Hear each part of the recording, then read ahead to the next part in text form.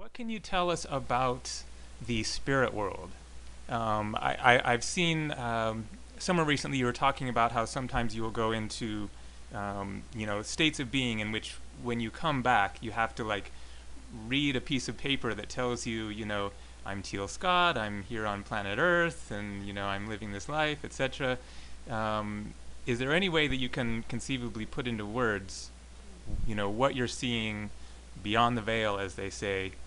um, are there like spirits, just hovering all over the earth, like looking down on humans, just stripping out on humanity? And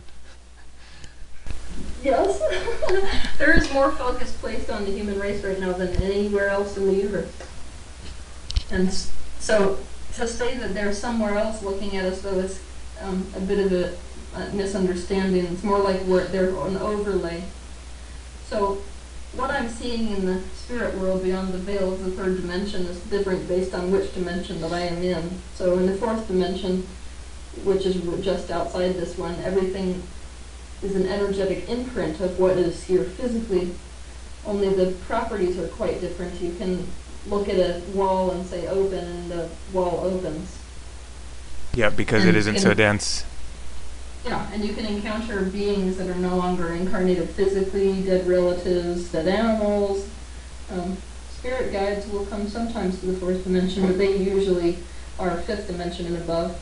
So in fifth dimension, it ceases to appear like a space. You can make it appear like a space, meaning that if you go to the fifth dimension, and you'll sort of experience this garbledness.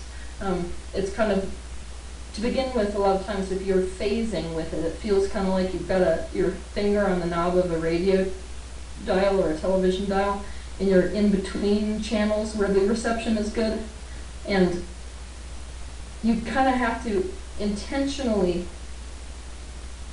desire or intentionally put forth the intention for it to become a space. And once it does that, you can experience some of the most amazing landscapes, skyscapes, non-scapes that you can imagine. Things like, I go to fifth dimensionally, there are many places extraterrestrially here in the universe that are fifth and sixth dimensional realities, and they're sometimes my favorite to go and visit because all the properties are different. Gravity is not there on some of them. It's an immediate thought response environment, meaning that if you think something, it's there immediately, or if you think you want to be somewhere, you're there immediately. And like, okay, so Lyra, I actually go visit Lyra quite a bit, and that's a whole constellation of multiple different planets, but on one of these planets, it's the minute you touch down, basically, you can bring with you your thoughts from this life. So let's say that when I was younger, my parents used to take me to the beach or something, and that's a positive memory for me. Yep. If I go there, I can actually, just by touching down, the environment reads what it is that I enjoy, or what it is that would be most in alignment with me coming into a space of relaxation or relief, like the next highest vibration. And it will immediately become that around you. So, you're standing there on beaches that are like crystal beaches, watching the light reflect off of waves coming in, and there's like an aurora on the edge of the water. Wow. And you can look up and see multiple planets, and it's like the atmosphere is not blue, it's light, but you're still looking at space. Awesome. That is a great description. Did you see that movie? I think it's called What Dreams May Come, the one with Robin Williams? I don't remember seeing it, no. Oh, okay. It's a really cool movie from the mid '90s. Well, obviously, no wonder you didn't see it. And the there's kind of a animation effect over the movie, and it's very much about this guy who his wife commits suicide, and he then tries to contact her. And it's been so long since I've seen it, I forget the plot really, but they attempt to describe or illustrate the spirit world basically through very trippy, like it almost looks like a painting or something, yeah, it's tough to try to put into words, but that's what came to mind as you're describing these other realms.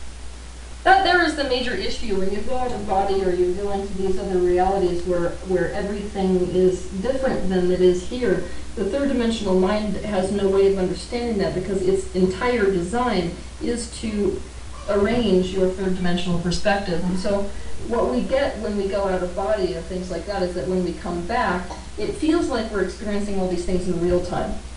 But what's actually happening is that we're going there, we're having an experience, and when we come back, that experience is translated by the mind in a way that the mind understands. So it becomes this very frustrating dichotomy, you know, especially for people like me trying to describe what it is like, because I can only, via these words and via this brain which I am speaking to you from, communicate these things in a way that the third dimensional mind understands, and yet I'm trying to talk to you about things that did not happen third dimensionally. So there's no linear timeline. So when I say out of body, I walk from here to there, that's linear, and that is actually not how it occurs. So I've already lost some of the truth just by using those words. Yeah, I completely understand. I've experienced the out-of-body state. This was a good 18, 19 years ago. I read Robert A. Monroe's book, Journeys Out of the Body, and then kind of followed his instructions, and it was a delayed reaction. It was like 6 or 8 months later, and I won't go into detail. I already have videos talking about it, but basically it was too ungrounding for me, and so I just kind of willed it to stop. I was like, I need to plug into the 3D world, you know, or I'm just going to drift off somewhere. But yeah, I remember. Go ahead. I was just saying, and live like I live, right? Yes, exactly. Want to know one of the most difficult things that's happened for me since, I mean, I've been doing this my whole life, but I think one of the most difficult things when you have a problem being fully phased third dimensionally is that the third dimensional reality starts to become a lot less real to you than it does to the majority of people. And it's very easy when people go into dreams time, you know, it becomes easy for them to come back, and because of the continuity of this life, to remind themselves exactly where they are. And when I go out of body, I perceive being in these different lifetimes for sometimes 40 years. Wow. So it's almost like, you know, sometimes even longer. So it's almost like if we were having this conversation, and let's pretend that this is a dream. This whole reality that I call Teal Scott is a dream that I wake up from somewhere else. And it starts to get very confusing, I guess. And when I was a teenager, I had a very hard time with that. I'm sure. I started to feel like I was going nuts, and like there was no continuity in my life because of that type of a thing. So in order to become in alignment with that, I had to let go of the idea that there had to be continuity. It was almost like I would let go of one life and pick up another life, and that had to be okay for me. Yeah, that sounds confusing as hell. Especially confusing too, because like sometimes in my other lives, like I'd come back to this life after I just had a baby in another life, and I'd like wake up and be like reaching for it, and it wouldn't be there. Wow.